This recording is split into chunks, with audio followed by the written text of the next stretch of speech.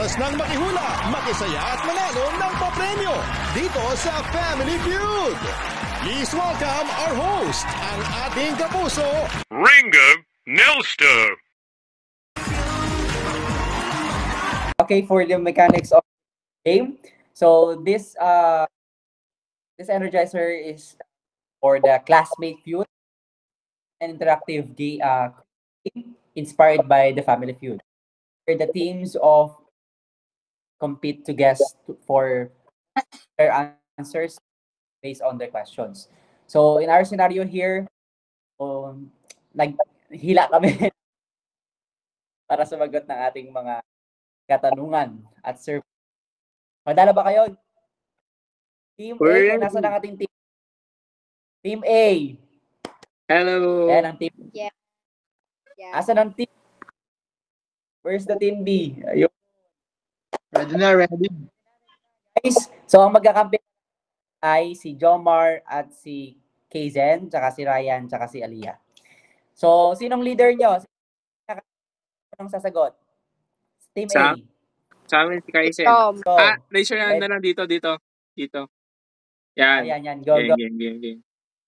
For round, the question survey is name of the results. Ayan, nauna si Nauna si Kayzen. Third. I believe Josefa. Survey says 8 points. Ka pa mag-steal. Ryan, steal. Okay, Ryan. Pasiano. Okay. Survey 30 points. Okay, so pass or play? Pass. Okay. So may Kuya, wag ka magpapas. You can do this. Pass. May na.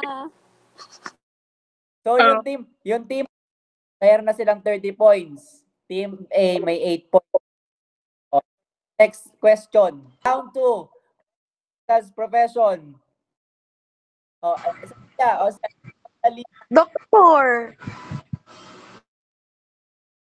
Doktor siya. Doktor daw. The survey says, doktor. Galing. Okay. Answer natin doktor. So, 40 plus 30. Meron na silang points. Taro ng Kailangan ng final round. Okay, for the final round, sinong sasagot nito? Ikaw na, Rai? Sige. Okay, ako na. Final round. Aliyah. Takay ka muna ng tenga. Okay, for the final round, name a Filipino who was inspired by Rizal. Marcelo H. Del Pilar. Okay, Marcelo H. Del Pilar. Apolinario Mabini. 80 points. Kailangan mo maka 200 points. Sino ba?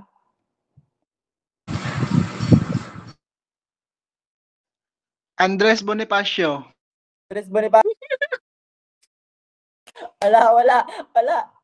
O sige, Emilio Aguinaldo. Yay! Saber says, correct! Pasiano. Yung host na yung nagsabi. Okay, thank you for your wonderful participation, guys, and energetic. I hope you're, nagising na po kayong lahat sa aming Energizer. Thank you for your participations and send na lang po yung cash prize. 1K yung cash prize. Okay. 1K yung akin. Okay, so Food Panda na lang. okay, for our topic is the module 12, the results last days. Next slide, please. So for the coverage of this report, so the introductions, the objective, of course, we are the presenters, the timeline, and the summary of the last hours of Rizal. Next slide, please. Yours truly, I am Nelson Siringor, together with my co-members, Olarte Jomar and Galera. Yan. So we are the Guardia Civil of that time. Okay, next slide, please. So for the introductions of this study or from this topic, after the court martial of Rizal, the Rizal knew that he was doomed to die. The official notice of his execution was read to him at 6 a.m. December 29, 1896 by Captain Rafael Dominguez. On the evening of his death, he was busy writing his farewell letter. So he wrote a three farewell letter, and later on we will discuss about that. And conversing with the Jesus priest, preparing for his soul for the life beyond the grave, and writing his last poem. So he also abjured masonry and returned to the fold of the Catholicism and married to Josephine Brecken under the Catholic rites. With courage and dignity, he marched to his Venduzzius with death and at Bagong Bayan, at also known in our time, Luneta. At 7:03 a.m. December 30, 1896, he passed away at the age of 35.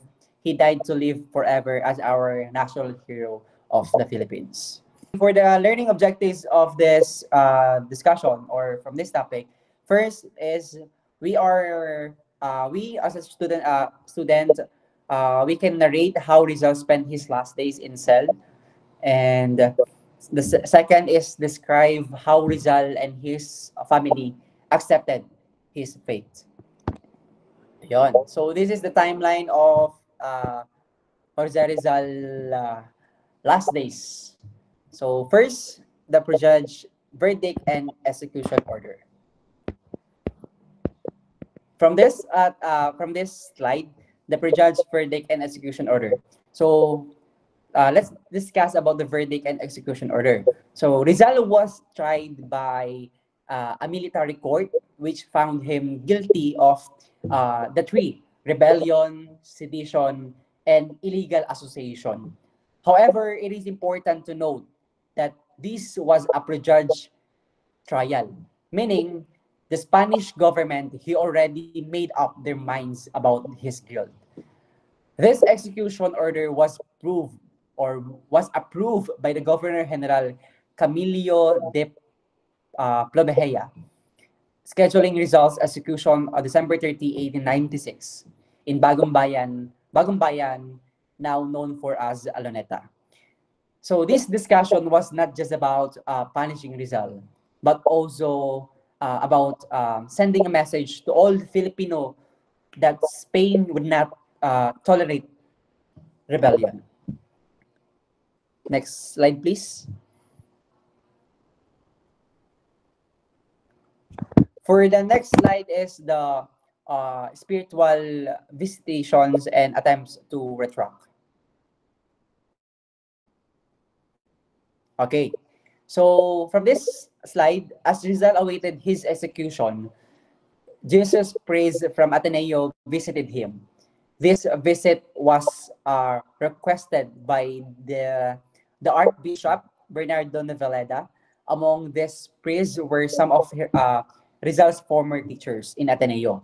So their main goal was to provide spiritual guidance and to convince Rizal to retract his belief, particularly his association with Masonry, which was seen as the threat to the Catholic teachings. However, Rizal did not fully retract his ideals, as he remained steadfast in his belief in reforms and for the freedom of the Filipino people. Next slide, please.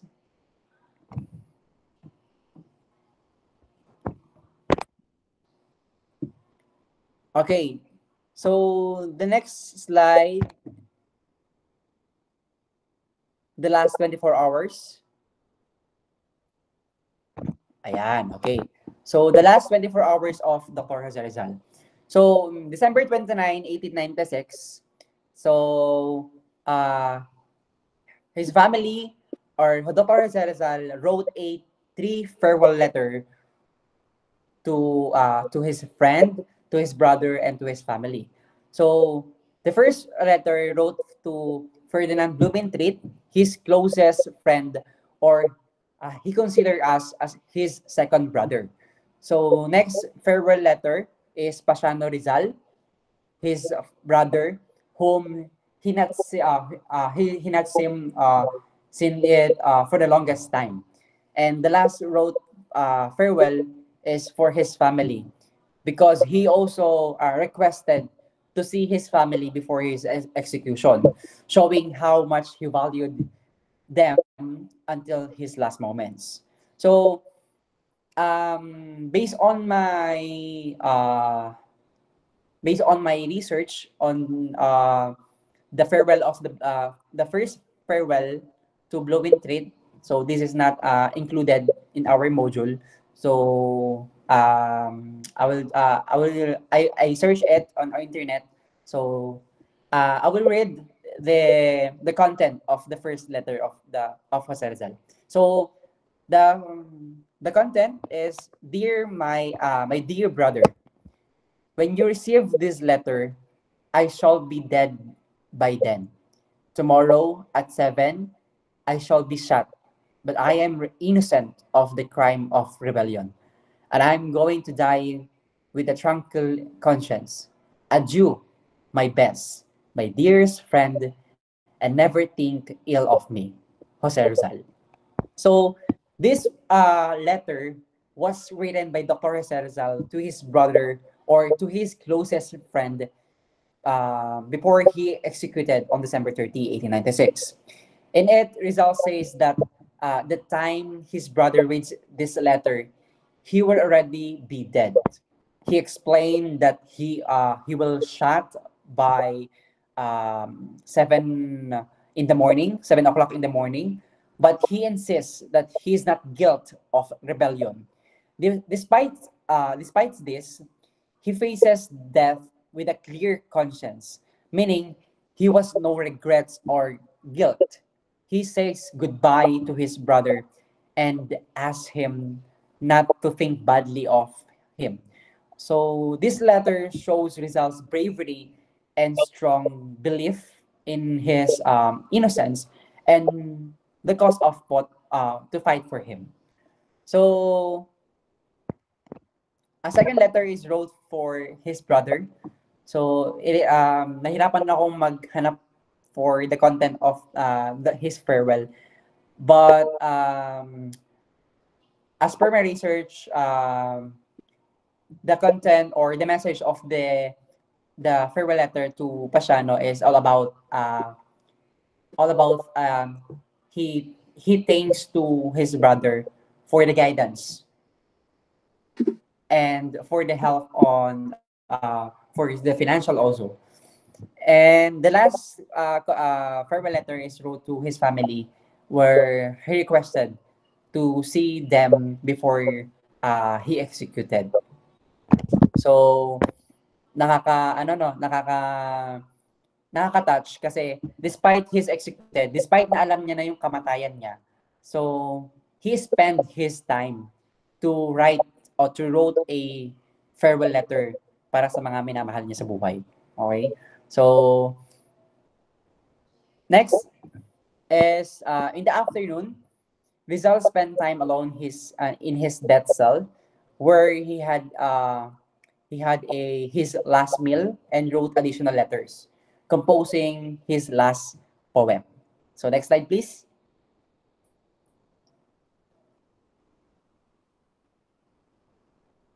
Yan. This is his last poem, or the Mi Ultimo Adios, or My Last Farewell. So Jose Rizal believed that during this time, Rizal composed his final poem, Mi Ultimo Adios, which he hid inside the alcohol stove. This poem would later become one of the most important literary works here in our country. So um, the poem consists of 14 stanzas in Spanish. Hiterto, also known for or by its opening verse, Adios Patria Adorada, or it means farewell beloved country. So later it titled Mi Ultimo Adios, my last farewell, was hidden in the gas lamp in his prison cell and transferred among his personal belongings to his family. After his death, Rizal praises the revolutionaries and acknowledging their sacrifices for the freedom. And the second stanza is Rizal writes a uh, praises without doubt and without gloom. So, kayo guys, kapag nabasa nyo yung praises na to without without doubt and without gloom. So, ano yung papasok sa isipan nyo na uh, ibig sabihin ni Rizal dito sa praise na to? So, if you have an answer, kindly comment down below in the comment sections or in the um, class comments. So, in order for us to para mas mapalawak pa yung ating informations about this praise. So, in this line, it highlights the unwavering commitment of the Filipinos to fight for our independence. Even he faced the death. In the morning of December 30, 1896, Rizal was executed in Bagong Bayan as a final act of defiance. Rizal turned to face the firing squad, so he requested to face the firing squad. Okay, so proving that uh, that he was not a traitor to his country. So his execution was meant to silence him, but instead he immortalized him as a Philippine national hero, inspiring the revolution that would eventually lead to our independence. So that's all on my part of this report. If you have any questions and queries and clarifications, kindly comment down below in our classroom comments. So in order for us to answer that questions. So may I call on the next reporter for this for the next topic. So hello guys, for my part, let's go back to timeline first. So on timeline number 4, which is entitled The Continuous Retraction. So continuous retraction. On December 29 at 3 p.m., according to an account of the agent of the Cuerpo de Vigilancia, Rizal says, Rizal signed what seems to be the document retracting his anti-Catholic writings and his membership in Masonry. This event is a continuous issue among Rizal's experts. So, um, according to a report from an agent of Cuerpo de Vigilancia who monitored him in prison, however, the authenticity of his retractions remains controversial among historians, as no original document has been conclusively verified, leading to debates about whether Rizal is truly recanted or if the document was fabricated. So next, so the next timeline was uh, family visit and the alcohol stove. So here, as you can see, there's a picture of Eduardo de Taveras. The next picture was the alcohol burner. or also known as Lampara. Rizal's family visited him in prison cell with his mother, Teodora Alonso. The upper right was Teodora Alonso, and her sister on the lower right is Trinidad.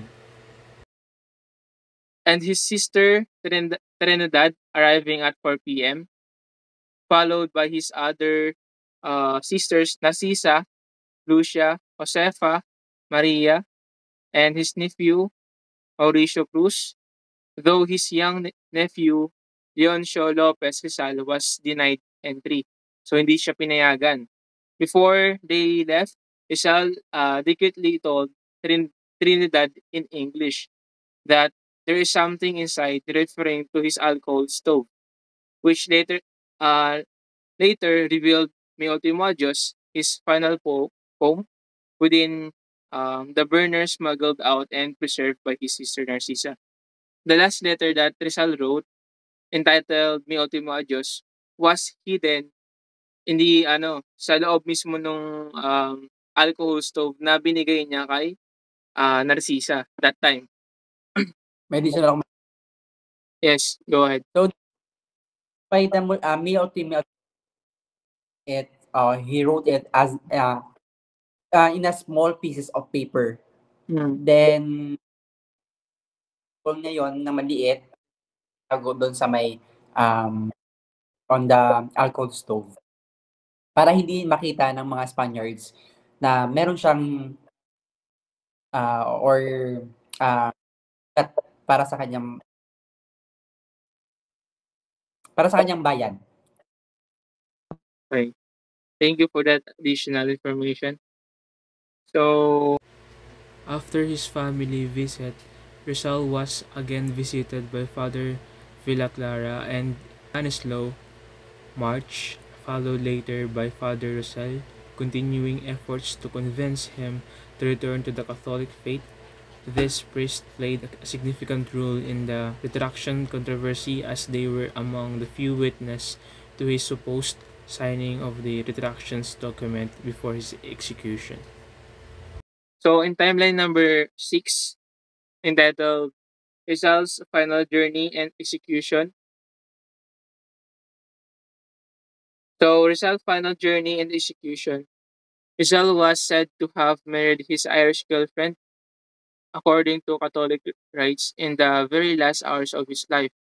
After living with her for some time in the Pitan, they were previously married civil. So in his final in the final hour of Rizal was it was said to have he's married his longtime companion, which is Josephine Bracken, in a Catholic ceremony. Although the legitimacy of this marriage remains debated, on the morning of December 30, 1896, at 6:30 a.m., he walked from Fort Santiago to Bagumbayan, also known as now as Luneta Park. The same place where the three priests had been killed in 1872, which are the Gumburza, Retracing his steps from past shows and maintaining remarkable composure. His pulse rate was even noted as normal by the attending military doctor, despite requesting to the shot facing his executioners. His request was denied, and he was shot in the back. In his final moments, he twisted his body to fall facing the sky, ensuring he died with dignity and defiance. Lang. On the picture, that's Fort Santiago. Kung nakapunta na kayo sa Fort Santiago, makikita mo yung statue ni Rizal, which is kung ano yung tangkad niya, ganun din yung statue na yun. Kumbaga, symmetrical mismo sa kung ano yung tangkad ni Rizal and ano yung suot niya that time. Yun. So next, the public spectacle. May galera. Okay, hello everyone. I'm Jeepman Galera and I will talk about a public spectacle. The Spanish authority set up the ceremony like a fair. Hundreds of men and women of the Spanish colony appeared in their best clothes in order to celebrate the death of their enemy. Troop units were paraded. A musical band celebrated the death of Rizal by playing the Spanish national anthem continuously. Next slide, please.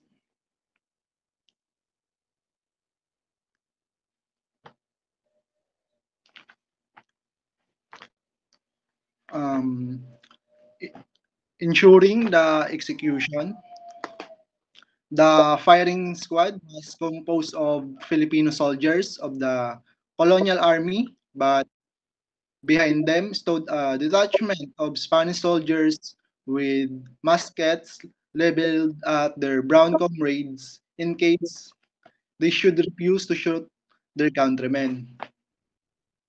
Um, in this, but only one bullet hit Rizal in his back. Next slide, please.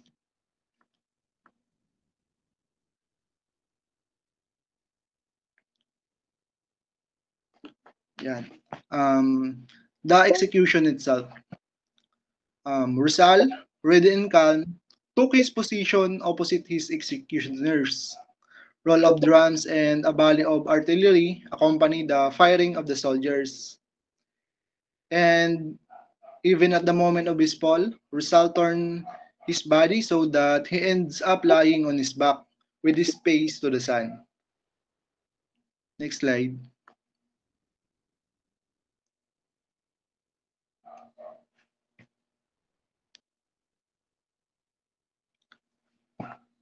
Conflicting reactions.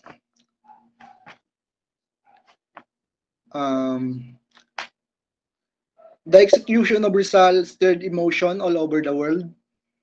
The newspaper, which otherwise hardly took notice of this distant country, reported the execution. The international prestige of Spanish colonialism already discredited. The elegant Spanish ladies have their handkerchiefs. The gentlemen applaud. And while the Filipinos see the execution in enraged silence, calls of Viva España resounded thunderously. Next slide.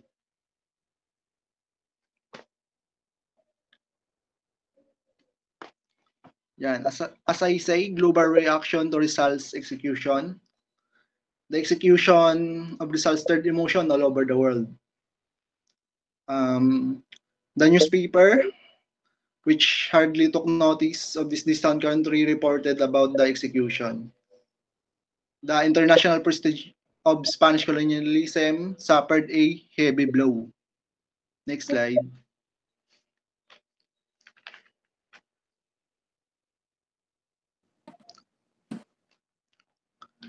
Rizal's legacy in the Philippines.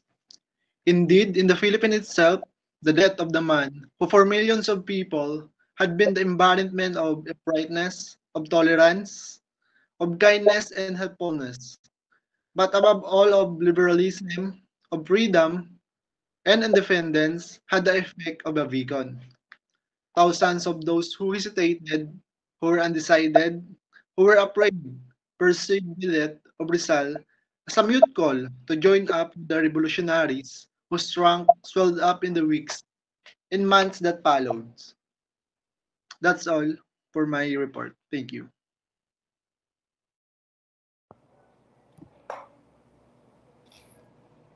Okay, thank you. Right. For the summary of for the last hours of Jose Rizal. So next slide, please. So in the summary for this report, December 29, 1896, Captain Dominguez read the death sentence to Rizal.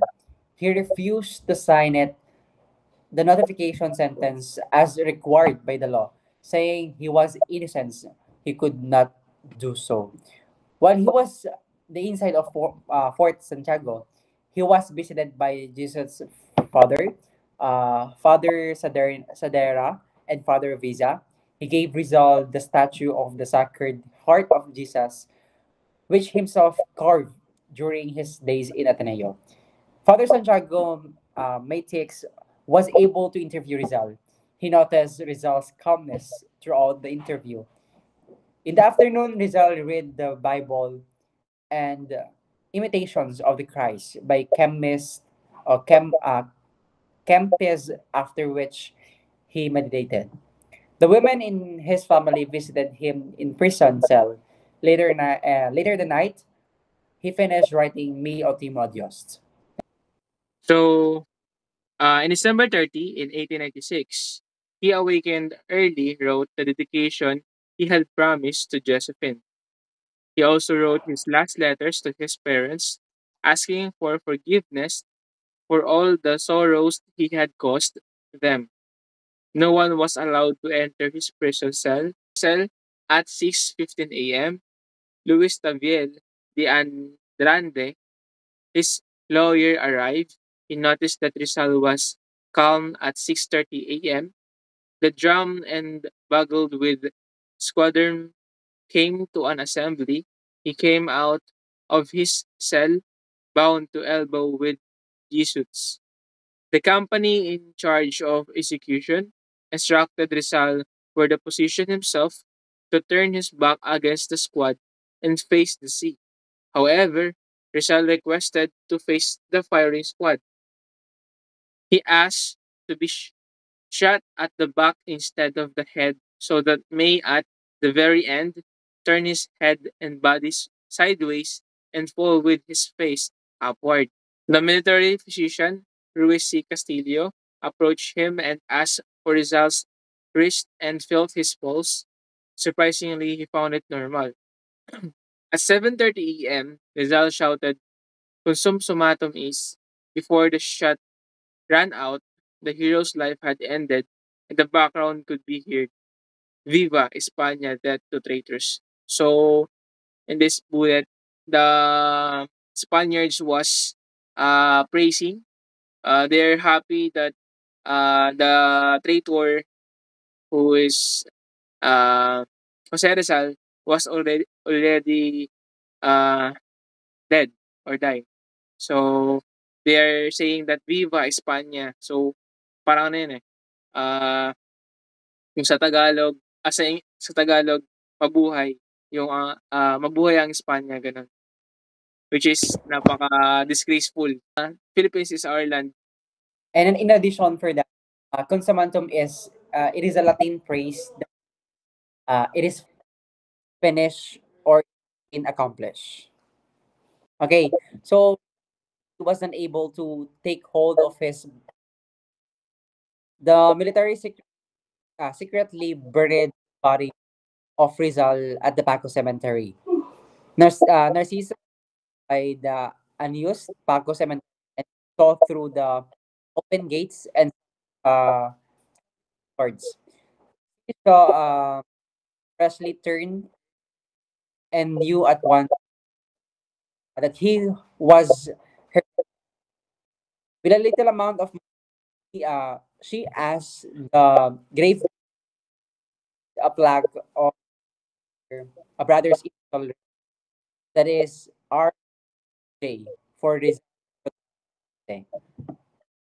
So I think that's the end of the slide. So for the conclusion of this report, the final days of Jose Rizal, it marked us by unwavering courage, dignity, and a deep reflections nowadays. So despite the certainty of his execution, he faced his fate with remarkable composure or calmness, using his remaining time to prepare both his soul and his legacy. In his prison cell, he wrote a farewell letters to his loved ones, reaffirmed his faith, and poured his final thoughts into Mi Ultimo Adios, or his last farewell, a masterpiece that encapsulated his love for the Philippines and for the Filipino people. So his decision to face the firing squad with his head held high demonstrated his defiance against oppression and willingness to die for his people. So Rizal execution on December 30, 1896 was intended to silence him. Yet, it had the opposite effect. It fueled the growing revolutionary movement. His death became a rallying cry for the Filipinos, uniting those who had once hesitated and strengthening their resolve to break free from the colonial or from the Spanish colonial rule. The injustice of his trial and the spectacle of his execution exposed the cruelty of the Spanish rule, inspiring Filipino to take arms or take up arms with the pursuit of the very ideals Rizal championed: liberty, justice, and national identity. Even the death of Rizal, he influenced us. His writing, of course, particularly in Noli Me Tangere and El Filibusterismo, continued to awaken the consciousness of the Filipinos, shaping the course of the history. His martyrdom cemented his place as the foremost symbol of the Philippine nationalism, proving that the power of ideas and the strength of the conviction can outlive even the hardship or harshest persecutions. Today, he remains an enduring inspiration, reminding every Filipino that true freedom comes not just from revolution, but from enlightened education and unwavering love for one's country. So I hope that this is the end of our discussions or topic, and I hope you learned something about the last days of Rizal. So let's move on to our Q&A session. But I think there's no one can answer this right now. But we can post it on our G class or group chat in order for us or in order to you to answer these questions. Okay, so we can flash the answers through the GC, so you can order to check your answers if um, it is aligned or it's correct. So once again, we are the last group. So that's the last. Okay, we are the last group, and uh, thank you for listening and thank you for your participating. And I hope that you've learned something about this topic. Although it is a online reporting, but take time to listen. Take time to listen this video in order for us to help for the midterm examinations. So that's it. And thank you for your time. Thank you, Thank, ma'am. thank you, guys. Thank you, ma'am. We hope that you gain new knowledge today. Who's the